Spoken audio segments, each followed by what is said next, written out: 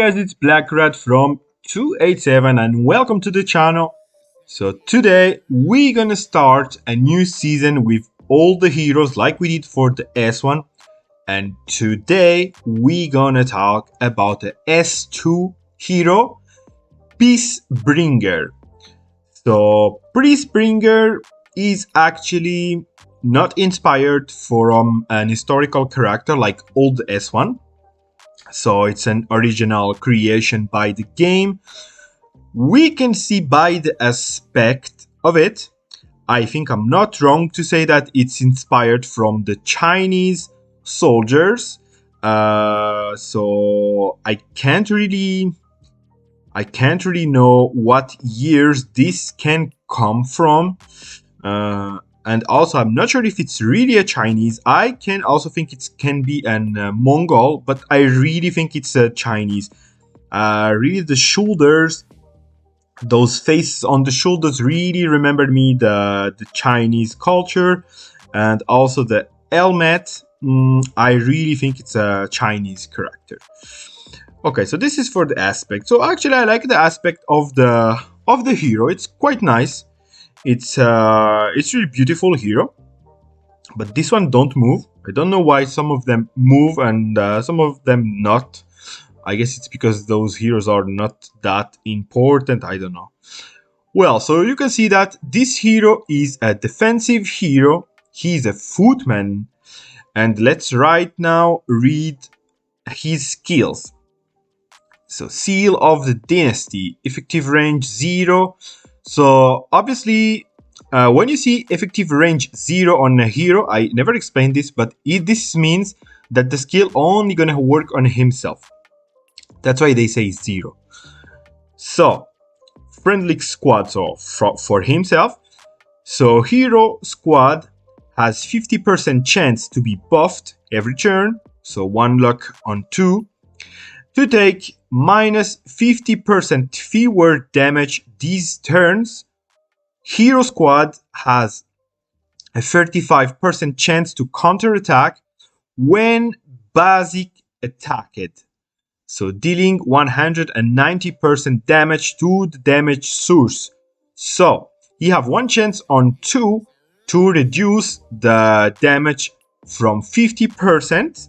It's good. It's good. And he have 35% chance to counterattack when he receive a basic attack.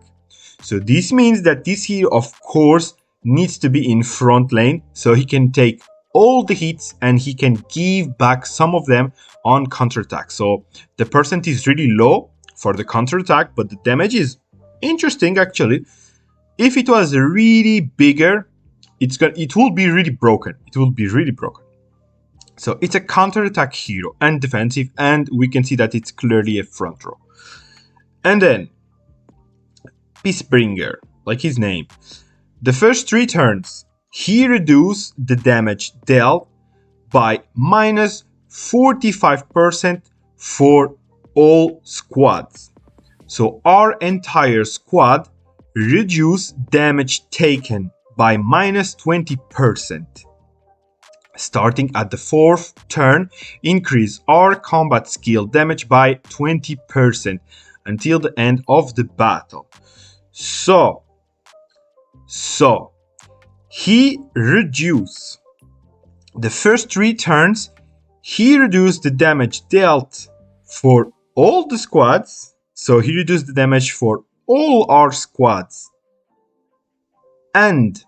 But he also reduced the damage taken by minus 20%. So that's a very defensive skill for the 3 first rounds. So your squad, for all squads, yeah, so this gonna work 3 random, yeah, it's gonna work on all your squads. So all your squads gonna do minus 55%. So it's quite, he's giving a debuff on the damage, but then he's gonna give a buff on the defense, so on the damage that he's gonna took. I mean, all the legions gonna took. So yeah, the first 3 turns you're gonna do less damage, but you're gonna be a little more tanky, and then after the 4th turn, you're gonna do more skill damage. So the thing on this, it means that you need to put Peacebringer with a damage hero who do skill damage because of the buff. The buff gonna be only boost the skill damage, so you can't put this with a hero who's gonna do a lot of damage with basic attacks. So you need to take a hero who do really big damage with his skills. So this is the thing important. So you're gonna do more damage on the end of the battle, and on the beginning you're gonna be more tanky and do less damage. So I'm not a fan of this skill, actually. I'm really not a fan, I guess, and I think it's really the worst skill that he have. Then Undying Will, so 50% chance to deal 203% damage to the all enemy squad within the range, and give the vulnerable statue to the squad each time enemy is being attacked, causing extra 20% damage, and it's gonna last for 1 turn. So this is a good skill, but of course 30% really low. But the damage is really great because it's gonna do 203% damage to all the squads, so the 3 squads. It's actually really good for a tank.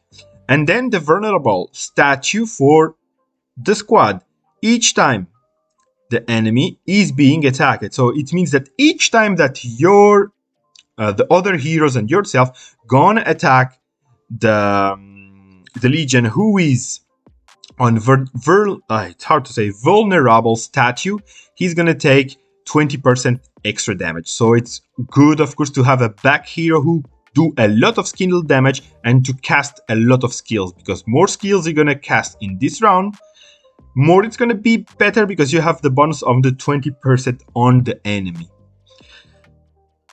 Okay, so we saw the majority of what this hero do. So he's a tank, basically a tank.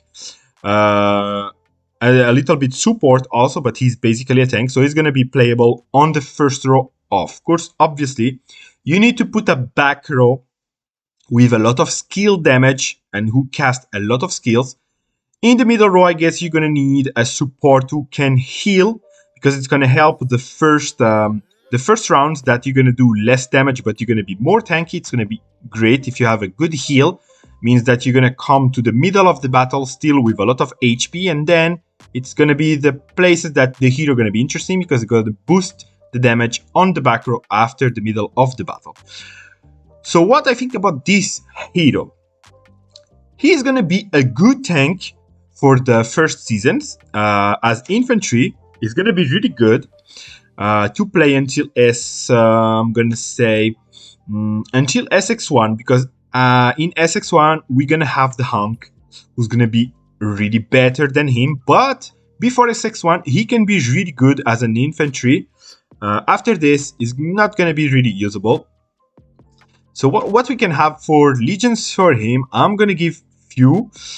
So the season that he's gonna come out, the best legion for him gonna be to put him on front row.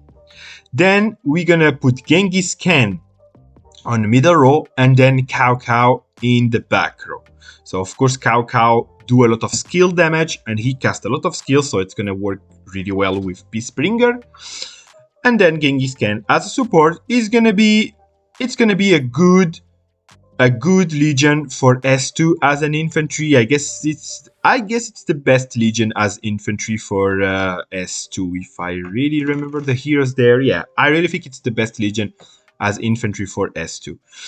Then we have for him also, you can put Peacebringer, Bleeding Steed, and Cao Cao. It's gonna be even better because of course Bleeding Steed is really stronger, way stronger than Genghis Khan, so it's gonna be really better. Nothing more to say about. So it's gonna be the best legion that you can do with Peacebringer until SX1, because after it's gonna be, as I say, the Hunk gonna replace him. So you're gonna replace Peacebringer by Hunk, and Hunk, Bleeding Steed, Cao Cao is really a good legion who's gonna be really strong for a lot of seasons. So basically that's it. And then later I was trying to see what we can find for him. He's not going to be a top hero at this period, but you can put him as front row again with Skanda and Valkyrie, because Skanda is one of the heroes who do the biggest heal on a single target, so it's going to be really great. Skanda, and then Valkyrie. Yes, Valkyrie. No one played this hero actually, but Valkyrie do only skill damage. She don't do basic attacks. So she's really only doing skill damage, so that's why it's going to be interesting to put her with Peacebringer, because as we saw, it needs to be paired with a skill hero, so that's really the most important. But this legion not going to be that great. It's just going to be, if you don't have really other good infantry heroes, you can put this legion as a support legion, but it's not going to be really a top legion at all. So if I would rate this hero, I will say that I will give him like 2 stars on 5, because for the S1, well, S2, because he comes S2, for S2 to S4, he's going to be the best infantry defensive hero. But after, of course, not going to be really usable. So I'm going to still give him 2 stars for this. So that's it for him. And I see you soon for the next hero, and peace out.